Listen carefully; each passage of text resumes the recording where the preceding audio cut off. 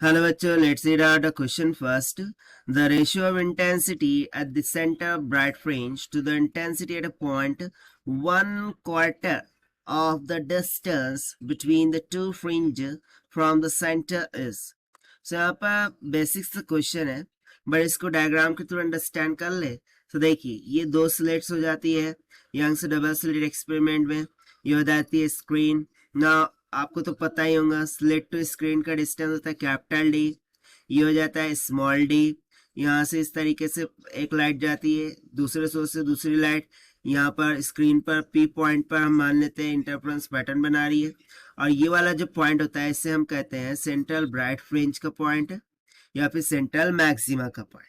ठीक है, इतना क्लियर हो गया।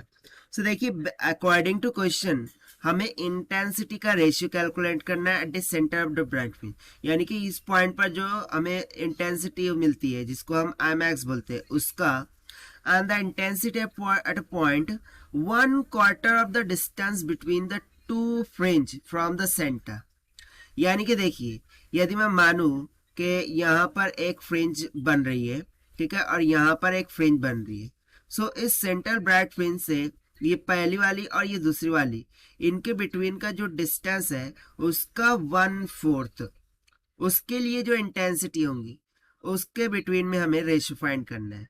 सो बहुत ही घुमा फिरा सा क्वेश्चन है बट चलिए हम इसको सॉल्यूशन से टैकल करते हैं। तो देखिए सबसे पहले तो मैं यहाँ पर बता दूं the key concept which we are going to use here for this question.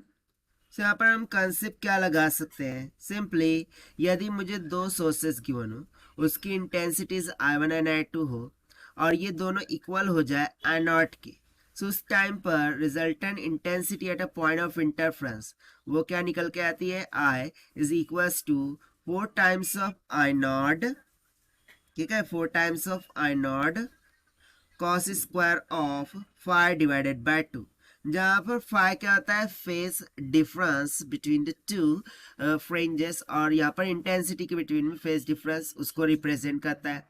सो इसी फॉर्मूले का हम यहाँ पर यूज करेंगे। तो सबसे पहले तो मैं आई मैक्स के लिए कैलकुलेट करता हूँ, right, centre bright fringe. So I max के लिए क्या हो जाएगा कंडीशन 4 टाइम्स ऑफ I0 ना। देखिए यहाँ पर आई मैक्स बन रहा है और आई मैक्स की कंडीशन के लिए जो फाई होता है यानी कि फेस डिफरेंस वो 0 के बराबर हो जाएगा। सो ये सिंपली हो जाएगा cos स्क्वायर ऑफ 0।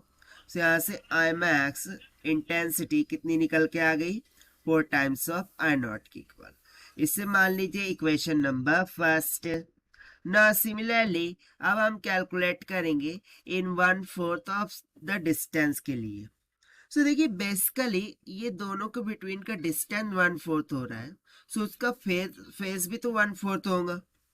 सो किसी भी दो फ्रिंज के बिटवीन में फेस कितना होता है, तो यहाँ पर हम लिख देते हैं कि फेस बिटवीन टू फ्रिंज, ठीक है, फेस बिटवीन टू फ्रिंज वो कितने होता है, that is nothing but equals to 2 pi. So देखिए 2 पाई का भी तो 1/4 हो जाएगा, राइट। सो यहाँ से हम बोल देंगे कि intensity at 1/4 of phase 2 pi, so this will be equals to π/2। So basically यहाँ से फेज हमें क्या मिल गया है π/2 के इक्वल। सो उस टाइम पर इंटेंसिटी को हम मान लेते I, so this will be equals to 4 times of I0 क्या आ जाएगा cos स्क्वायर ऑफ फाई का value pi divided by 2। So ये वाला 2 और फॉर्मूले वाला 2 कितना हो गया 4, 2 2 जा 4। नो cos π/4 का वैल्यू होता है 1/√2, सो हो जाएगा 4 times of I0 cos square में, ओके हम डायरेक्टली लिख देते हैं ना इसका 1/√2 वैल्यू और उसका होल स्क्वायर कर देंगे। सो यहाँ पर हो जाएगा 1/√2 का whole square, root square cancel. So यहाँ से सिंपली इंटेंसिटी क्या निकल के आएंगी, that is I will be equals to 4 times of I0 into 1/2 will comes out equals to 2 times of I0। इसको दे दीजिए अब आप इक्वेशन नंबर 2।